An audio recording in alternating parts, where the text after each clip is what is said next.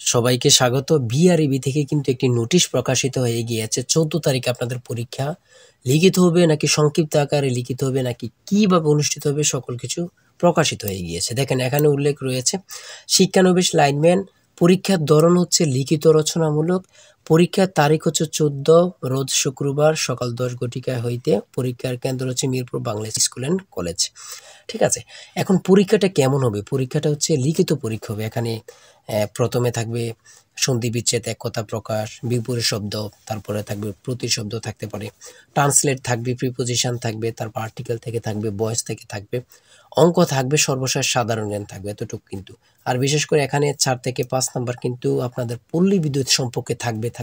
ঠিক আছে, এই পরীক্ষার প্রশ্ন প্যাটার্ন যেমন থাকবে সেমভাবে আমরা একটি চূড়ান্ত সাজেশন তৈরি করেছি। সাজেশনটি নিতে স্ক্রিনে দেওয়া হোয়াটসঅ্যাপ নাম্বার রয়েছে, ইমো নাম্বার রয়েছে, দুটোর মধ্যে যে কোনো একটি মেসেজ করে সাজেশনটি সংগ্রহ করুন।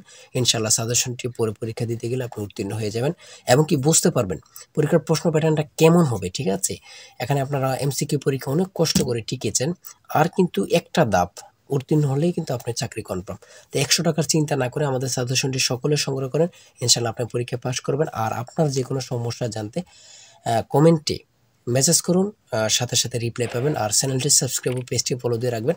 যে কোনো তথ্য, যে কোনো রেজাল্ট, যে কোনো আপডেট তথ্য আমাদের চ্যানেলে এবং আমাদের পেজে আপলোড দেওয়া হয়। আপনি যদি চ্যানেলটি সাবস্ক্রাইব, পেজটি ফলো দিয়ে রাখেন, চলে যাবে আপনার কাছে নোটিফিকেশন।